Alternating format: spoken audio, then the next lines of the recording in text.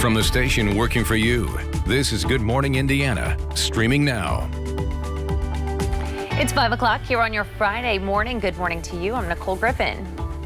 Nicole, good morning. I'm Rafael Sanchez, and here are your headlines on this September the 25th. Improving transparency. The city's plans to rebuild trust between Metro Police and you. And unemployment is still up across the country, including here in Indiana. We're breaking down the numbers and taking a look at the new proposal in Congress and what it means to provide some relief. Plus, Indy Humane's largest fundraiser will look a lot different this year. How you can unleash your love for pets with this year's Mutt Strut from the comfort and safety of your home.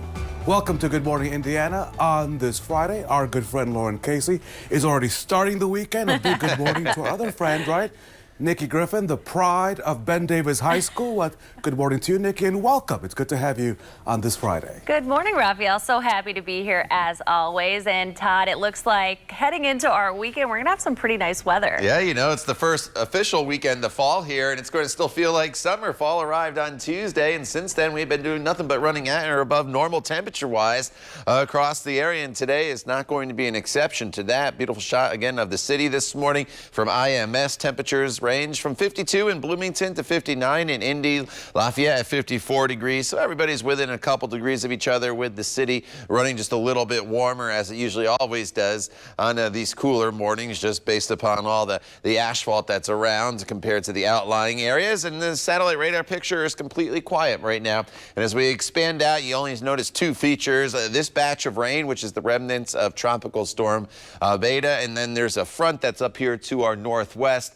That will not make it in our direction here throughout the day today. We have clear skies from start to finish, so as you plan your day out, plan on lots of sunshine and plan on warm temperatures. We're at 72 already as we head into the noon hour with our high temperature today, probably getting up to 80 degrees in between the noon hour and 5 p.m. and then falling back down to 78 by 5 p.m. But you have plans on this Friday evening, maybe find an outdoor patio, Nicole, should be pretty nice. All right, that sounds perfect. Thank you so much, Todd. We are keeping a close eye on traffic this morning at 5:02. Not a whole lot going on out there right now. This is a live look at I-65 there near I-465 South. You can see traffic moving up to speed, so if you're heading out the door, no issues so far.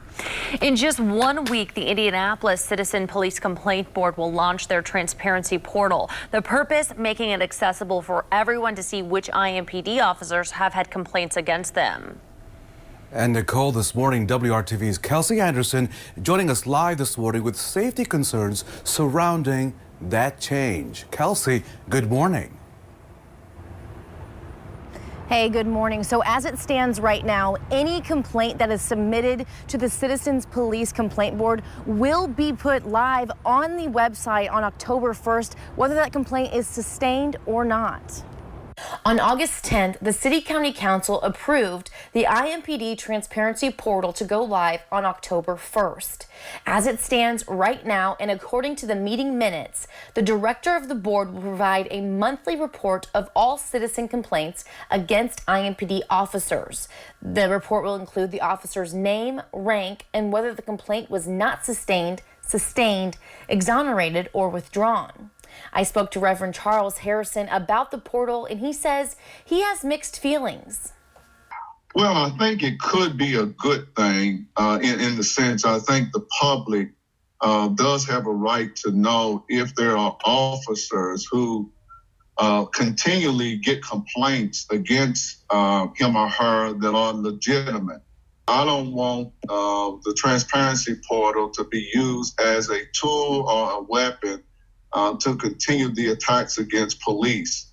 I don't think that's very healthy for the community. I spoke to a member of the Citizens Police Review Board, and she says this change is just another step towards the transparency that the city has been working to achieve. So this portal will go live next Thursday on October 1st, and it will be updated every single month by the director of that board, and it will be accessible on both the city and county websites, again, updated every single month. Reporting live, Kelsey Anderson, WRTV. Kelsey, thank you. Expect to see more Metro police officers on the city's northeast side following a number of high-speed crashes. The focus will be on the area of 38th Street and Central Avenue. There's been an uptick in collisions involving speeders in that area. The most recent happening on Sunday when a speeding car struck an SUV turning into traffic on 38th Street. 4 people, including a baby, were hurt in that crash. Now police want drivers to really get the message. Slow down. Leave earlier. Give yourself more time. If you're in an accident that kills you, you're not going to make it there at all. It's better to be late than not ever make it. We're out here just educating people. Our ultimate goal is to keep people safe. At no point are we trying to get into someone's pockets and make life harder for people. We also want them to understand that it's dangerous. And so that's the message this morning. At this point, Metro Police are not giving out tickets. Instead, they're stopping drivers to educate them on the dangers of speeding. We should learn today if Marion County will follow the rest of the state and move to stage 5 of the state's reopening plan. And that final stage starts tomorrow. Stage 5 means size limitations will be removed for social gatherings. Restaurants and bars may open at full capacity, but social distancing must be maintained between tables. Gyms and fitness centers may resume normal operations, but events with more than 500 people must still get approval of their local health department. Also, the state's mask mandate will remain in effect for at least the next 3 weeks. We expect an update this morning from Mayor Hogsett and Dr. Kane at 10 a.m. Raphael. Nicole, as we rebound from this pandemic, the number of Hoosiers out of work still remains very high. New numbers from the Department of Labor are out, and they show that more than 12,000 Hoosiers filed for unemployment benefits last week. That's down slightly from the previous week, but still at elevated levels. Almost 12,000 additional Hoosiers filed for pandemic unemployment assistance last week, while another 7,700 filed for pandemic emergency compensation. Now, unemployment across the United States is also up. The U.S. Labor Department reports 870,000 more Americans filed for first-time unemployment just last week as well. And that number is seasonally adjusted, is up slightly from the previous week. Another 12.6 million Americans filed for continued jobless claims last week as well.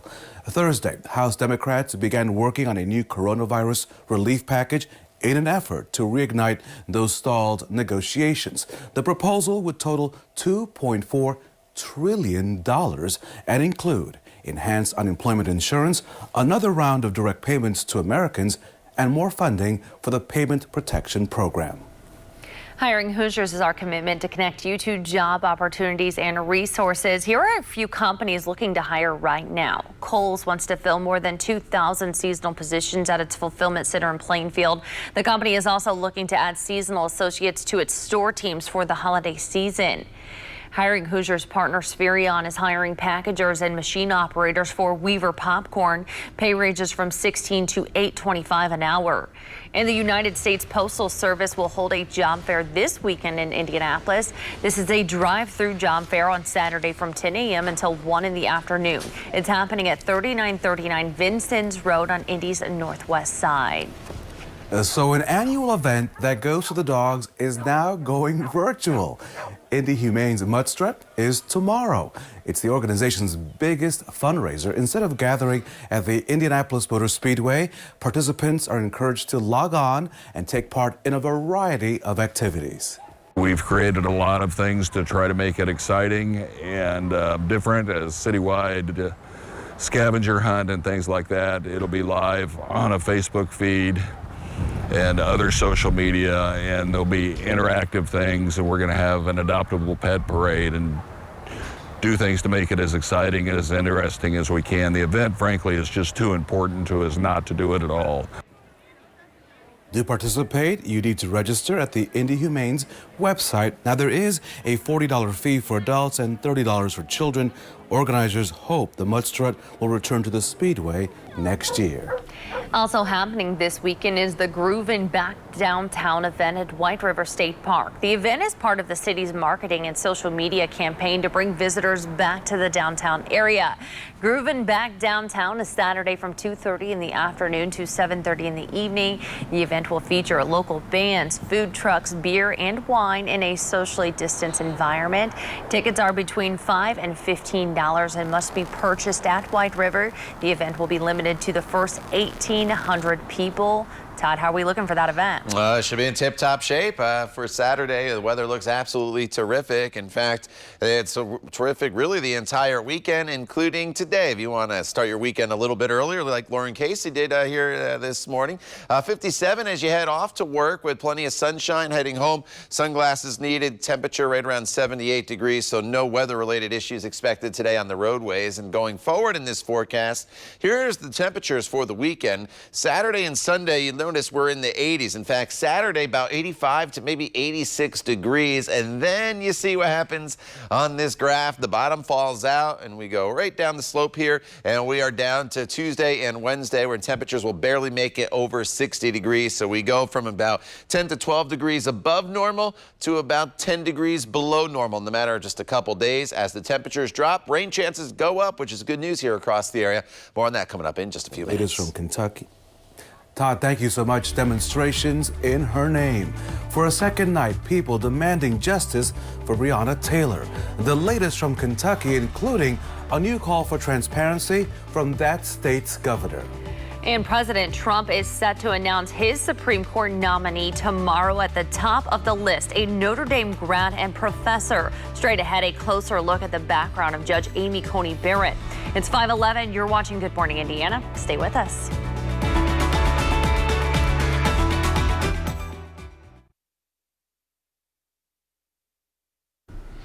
A second night of unrest across the country as protesters continue to demand justice for Breonna Taylor. Yesterday, Louisville extended its curfew through the weekend. Protests in the city turned violent Wednesday night after a grand jury decision to not indict any officers with Breonna Taylor's death. One former LMPD officer is facing charges for firing shots into the neighboring apartment. Now, Kentucky's governor is calling for transparency of the Attorney General's investigation. Put it all online. Provide the facts, the information, the evidence. And it's about trusting the people of Kentucky. I trust them. That if they have all the facts, the evidence, and maybe some explanation if needed, that they can process it. We are expecting to hear from Breonna Taylor's family this morning as they will be speaking publicly for the first time since the grand jury decision was announced. Meanwhile, federal charges are still a possibility with the FBI conducting its own investigation. Supreme Court Justice Ruth Bader Ginsburg still making history even after her death. Today, she will become the first woman ever to lie in state at the U.S. Capitol. Ginsburg died last week at the age of 87.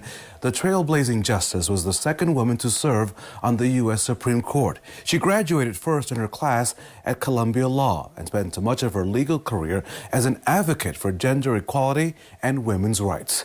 Today, theaters across the country will show RBG, the documentary about her life, and that feature film on the basis of sex. Proceeds will be donated to the ACLU's Women's Rights Project, which Ginsburg co-founded back in 1972. One of the women at the top of the list to fill Ginsburg's seat on the high court is Amy Coney Barrett. The Notre Dame graduate and professor has been here before. Barrett was a top contender to replace Justice Anthony Kennedy in 2018. That spot went to Brett Kavanaugh. Critics of Barrett fear she would not uphold the precedent of laws like Roe v. Wade. They cite past statements on her Catholic faith in a 1998 article she co-wrote saying Catholic judges are morally precluded from enforcing the death penalty. But Barrett refutes that claim. I would stress that my personal church affiliation or my religious belief would not bear on the discharge of my duties as a judge. It's never appropriate for a judge to impose that judge's personal convictions, whether they derive from faith or anywhere else, on the law. President Trump has said he will make his final decision by Saturday. An Indiana law that would prevent voters from asking courts to extend voting hours on Election Day because of problems has been blocked by a federal judge. The law prevents anyone other than a county election board, which oversee voting matters, from requesting court orders to extend voting hours. The judge issued a preliminary injunction this week. It comes as county election officials are preparing coronavirus precautions for in-person voting while also handling an expected surge in mail-in ballots. As we continue our Democracy 2020 focus, when it comes to election safety and security, misinformation is one of the top issues being looked at by the FBI. That could be something you see on Facebook or something you get in your mailbox. The FBI says one of its biggest concerns this year is making sure you know when and where to vote. Some information campaigns have led people to voting locations that don't exist. States have the primary responsibility of ensuring that the ballots are tabulated. That's not the FBI or the federal government's role. But what I worry about is misinformation going to voters to prevent them from being able to vote, giving the wrong day, the wrong time, the wrong place. The FBI is advising people to double-check any suspicious information you see on social media or in the mail. So this morning, let's recap some of the key dates and deadlines that you need to remember. As you know, Election Day is November the 3rd. Early voting begins October the 6th. And again, you must request an absentee ballot by October the 22nd and deliver it to your local county by November the 3rd. And for everything you need to know ahead of the general election, go to Vote in 2020 in the digital section of our website, WRTV.com. I have to tell you, Todd Clausen, if rain were on the ballot right now, it would win in a landslide. We would like to see just 1 or 2 drops here or there. Yeah, I'm not being greedy. I'm not being greedy. You know, and I think we're going to get some rain, Raphael. And the good news is it's going to come during the week next week. Most of your weekend is going to be dry, so at least we can fit that in for everybody that has plans on this fall-like weekend. A lot of people are going to be heading out starting pretty soon to check out the leaves that are starting to change. On my bike ride, I noticed them starting to change a little bit here in the metro area yesterday. Sunny skies throughout the day today.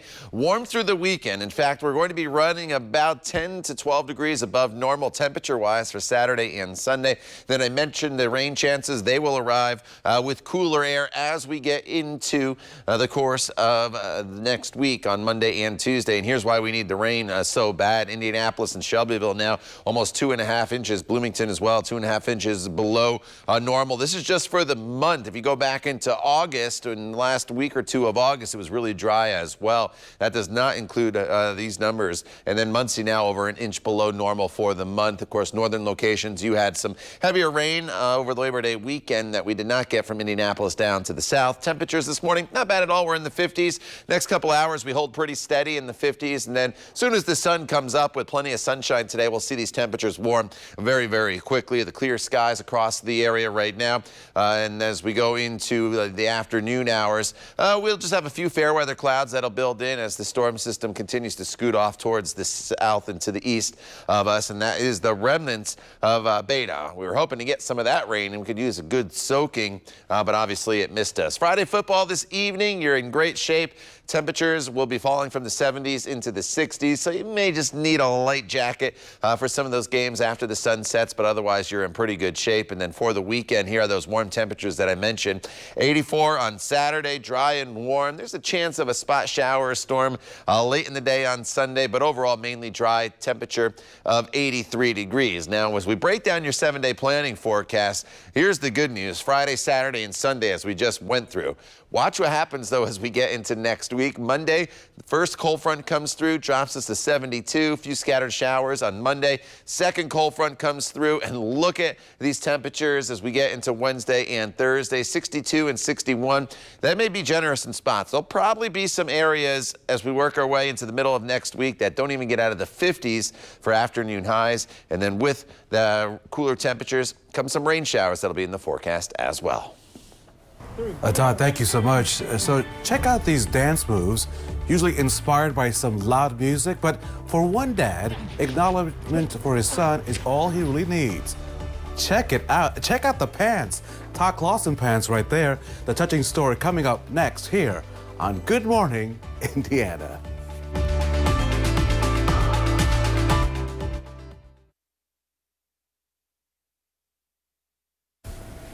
Coronavirus-related restrictions at hospitals are making it hard for loved ones to spend time with patients during their treatments.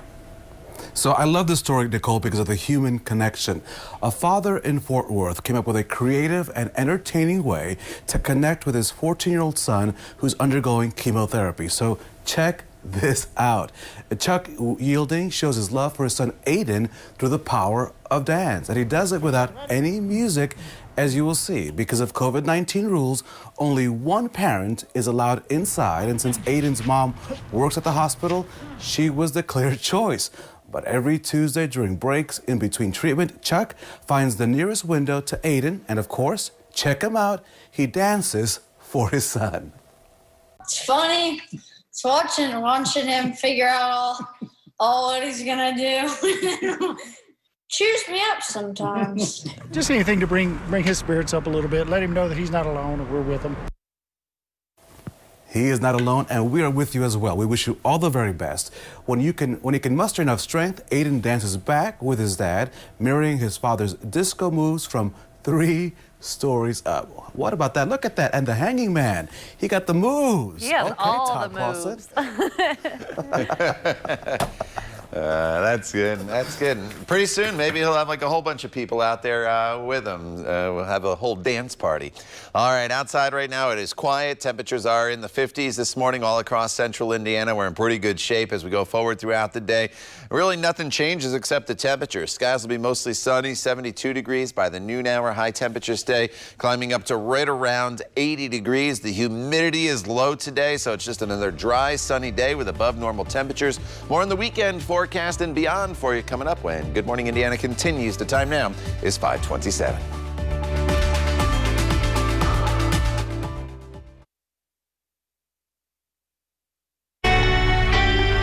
From the station working for you, this is Good Morning Indiana, streaming now.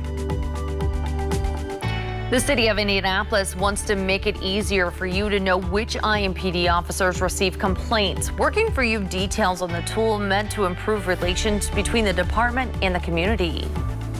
And a new campaign in Indianapolis wants you to come back downtown. Hear from the business owners who want you to know that they're still open and ready to serve you today and every single day. Welcome to Good Morning Indiana on this Friday. Nicole, throughout Johnson County, these billboards will be going up today because I made them. Todd, where is the rain?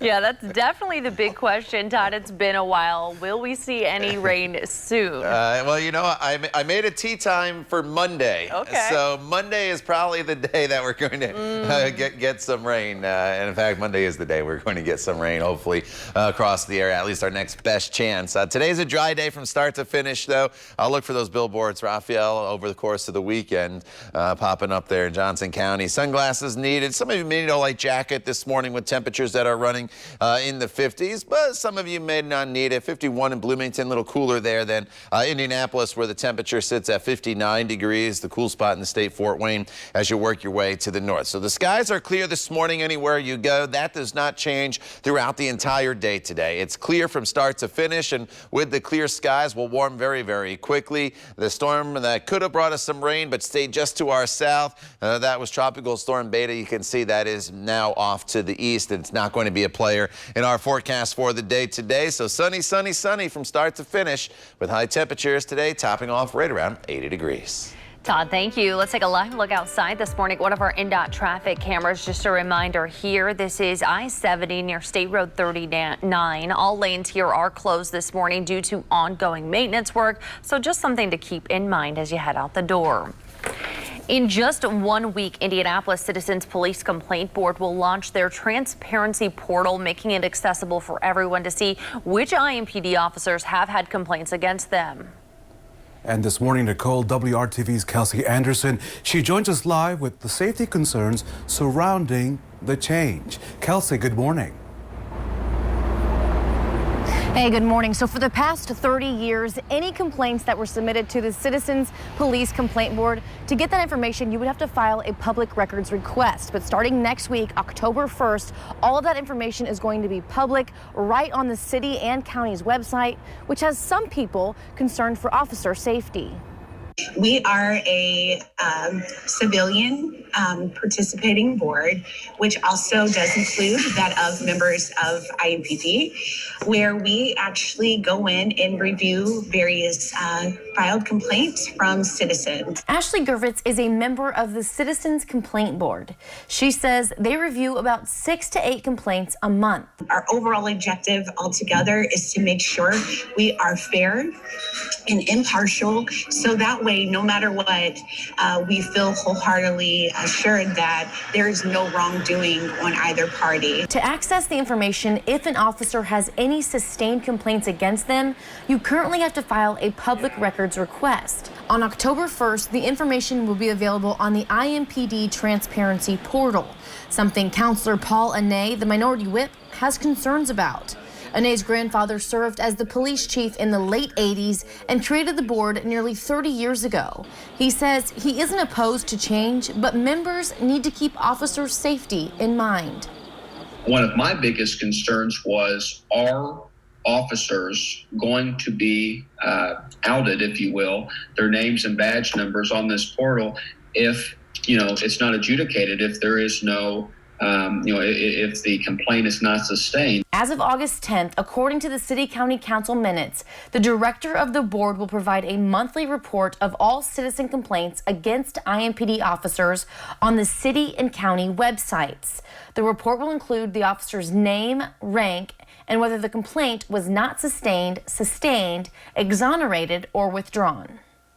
This is not at all means of trying to heighten or, make any security concerns for our officers. It is simply a way of assuring, while there are a number of FOIA, so those are the Freedom of Information Act requests that are filed monthly.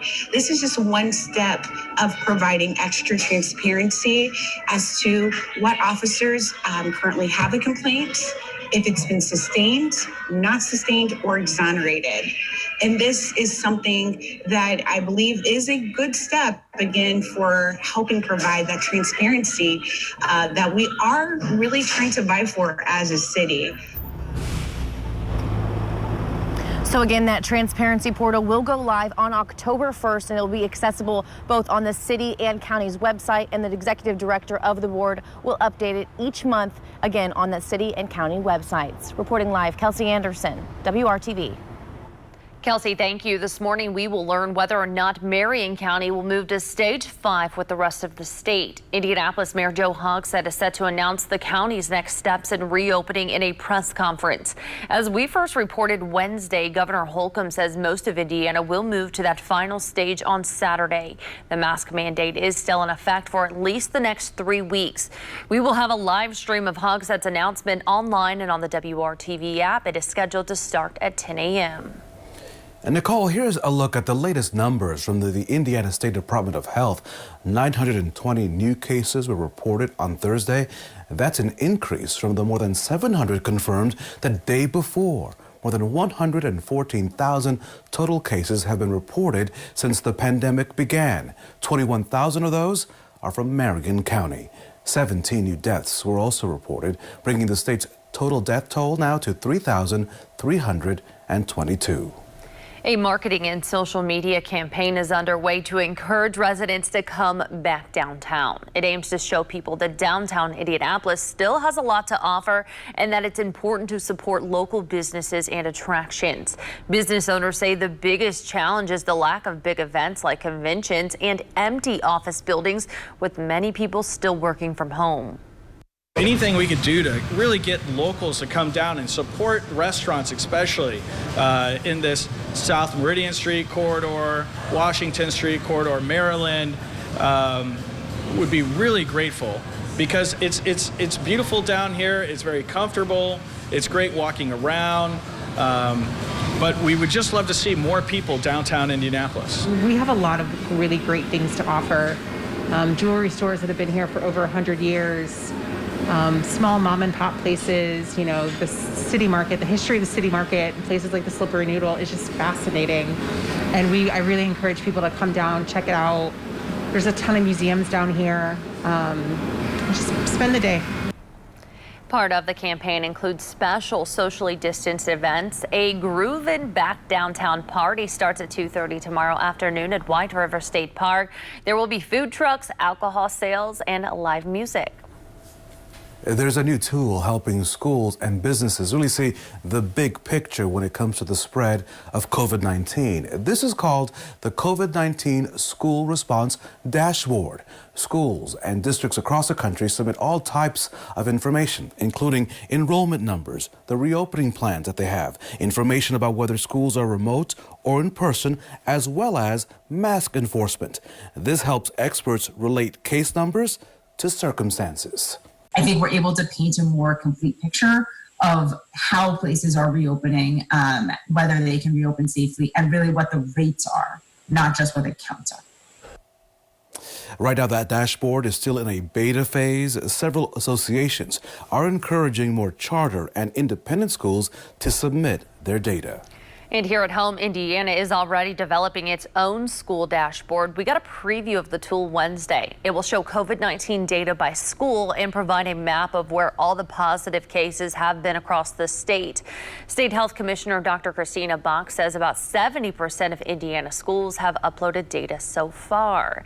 Now to your forecast on this Friday morning. Todd, you're saying it's going to be a pretty nice day to get outside. Yeah, it will be. It's going to be dry once again. In fact, out of the last 42 days, only 7 of those days, so that takes us all the way back to the middle of August, have featured some rain. And most of those days of the 7 was just a trace of rain here or there. So it wasn't even all that much rainfall. So we desperately need some rain in this forecast. I think we get through today, definitely. We get through Saturday without a drop of rain. Sunday, I probably could have put the chance of a slight shower in the forecast, but it's really late in the day. So it's more so Monday and Tuesday that rain chances are set to return to the forecast. But even then, we're not talking about all-day rains. It's just going to be some spotty showers here and there across the area. As far as temperatures today, we're getting up to right around 80 degrees for just about everybody. So that's putting us about 5 to 6 degrees above normal. Get out there and enjoy. More on that weekend forecast and those rain chances coming up in just a few minutes.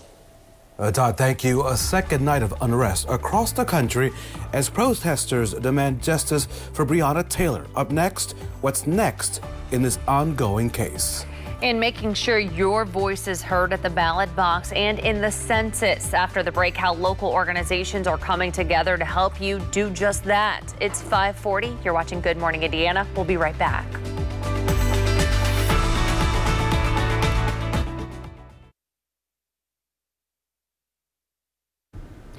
The curfews in Louisville, Kentucky have been extended through the weekend with mass protests continuing on after a grand jury's decision in the Breonna Taylor case. And demonstrators are calling for justice across the country. ABC's Rena Roy has the latest now from Louisville. Protesters taking to the streets in Louisville and across the country once again, saying they won't give up until they believe justice is truly served. Yesterday was definitely a day of pain and anger. And today we're still in pain and we're still angry. Many in disbelief over the grand jury's decision Wednesday not to charge any officers with Breonna Taylor's killing. With the Attorney General's announcement, part of our hope died. Our hope that someone finally would see us, would value us. Most demonstrations have been peaceful, but 2 officers were shot and injured in Louisville Wednesday night. Police declining to say whether the suspect, who is now facing charges, was a protester. If you're going to demonstrate, please do so in the daylight hours. Come out, be peaceful, be heard. In Seattle, a criminal investigation was requested by the King County Sheriff's Office after this video showed an officer pushing his bike over a protester's head. That officer now on leave. Meantime, the attorney for Taylor's family is now demanding the release of the grand jury's transcript, which the Attorney General has said would not be made public. However, the governor of Kentucky now calling for the transcript to be released. They want to know what evidence did Kentucky Attorney General Daniel Cameron present to that grand jury? Did he present any evidence on behalf of Breonna Taylor. The grand jury charged former officer Brett Hankison with 3 counts of wanton endangerment in the first degree, not for firing any bullets that killed Taylor on that March night in her home, but for shooting into a neighbor's apartment. The 2 other officers involved in the botched raid are on administrative leave pending an internal investigation. The Attorney General saying they were justified in firing their weapons. And today we are expecting to hear from Breonna Taylor's family. They will be speaking publicly for the first time since the grand jury decision was announced. Meanwhile, federal charges are still a possibility with the FBI conducting its own investigation. A big good morning to Lebanon, Greenfield, and Frankfort. This weekend, local groups, they're teaming up together to make sure people are registered to vote and are counted in this year's census.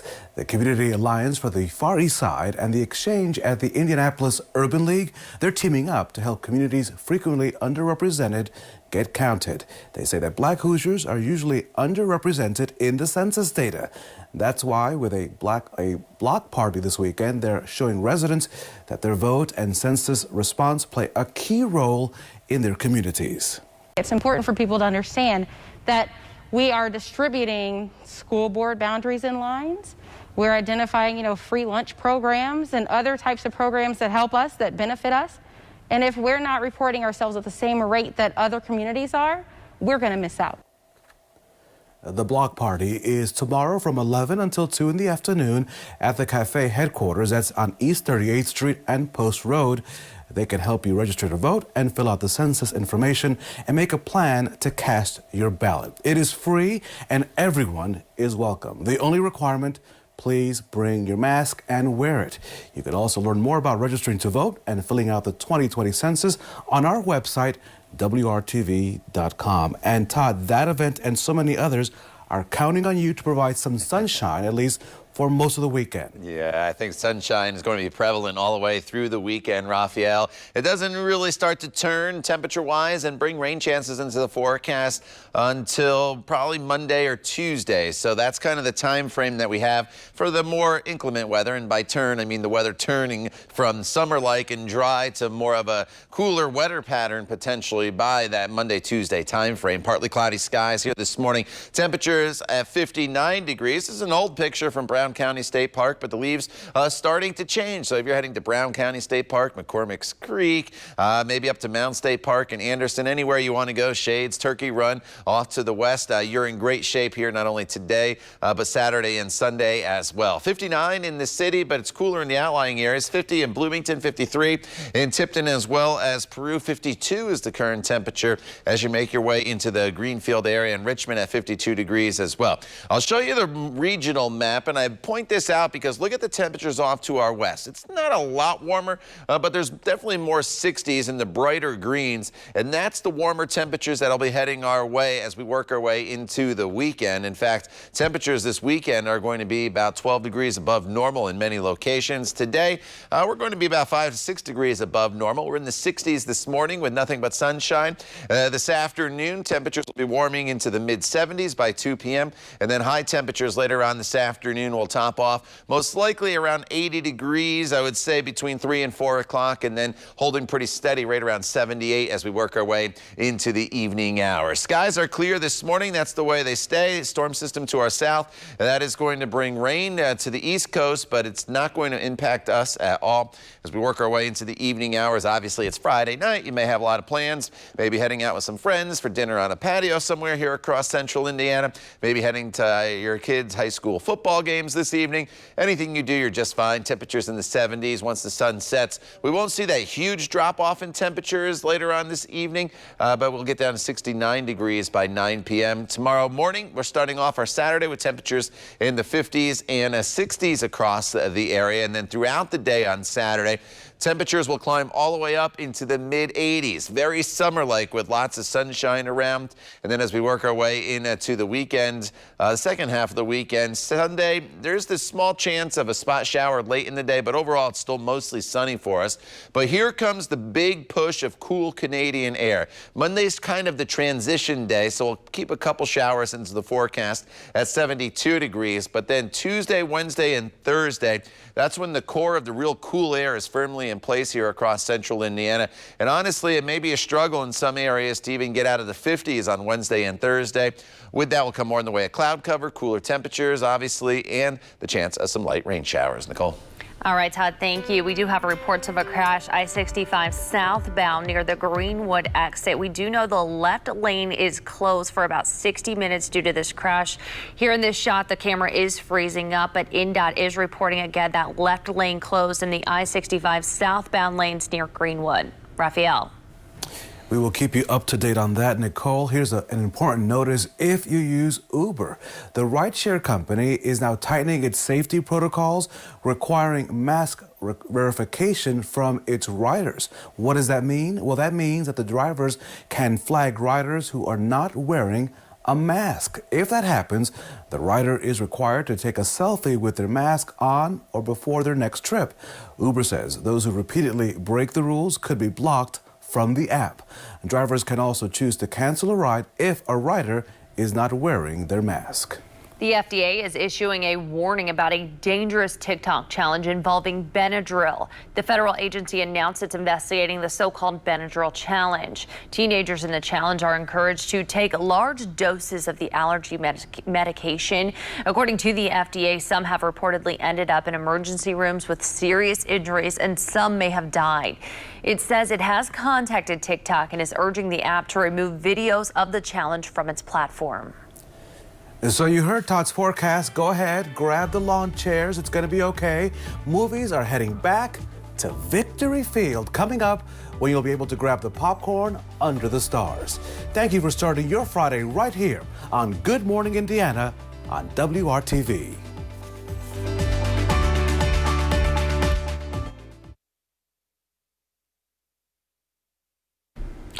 Tonight, you can watch a movie on the big screen at Victory Field. The Indianapolis Indians are hosting a screening of Angels in the Outfield at 7 p.m. Flicks at Victory Field is one of the many events the Indians have created to get fans back in the stadium during COVID-19. If you can't make it tonight, there is one more movie planned. A League of Their Own is scheduled for October 9th. Todd, I know Kelsey heads out there. Have you been out there for this yet? I have not. Looks fun. I have not. But there's no crying in baseball. One of the great lines there by old Tom Hanks and League of Their Own. But Angels in the Outfield, that's another great movie, and it'll be great weather for you tonight if you're heading out there. Temperatures in the 50s here this morning, 50 in Logansport, 58 in Indianapolis, 54 in Muncie. Radar's quiet. That's been the case here for several days now, the exception of yesterday. We had those spotty showers in Bedford in the morning hours. But today, sunny skies from start to finish, above normal, even warmer tomorrow. We'll look ahead to our weekend forecast in more detail coming up in just a few minutes. A big void in Howard County when two healthcare facilities close. Coming up at 6, our Kara Kenny shows us how a new company is providing the community hope when it needs it. Plus, deer are making their way to central Indiana fields and on the area roadways. Working for you at 6:30, we're looking at when you're most at risk for a collision. The time now is 5:56. This is a live look this morning over downtown Indianapolis, where we are expecting a beautiful Friday ahead. It's 5:57. Stay with us right here on Good Morning Indiana.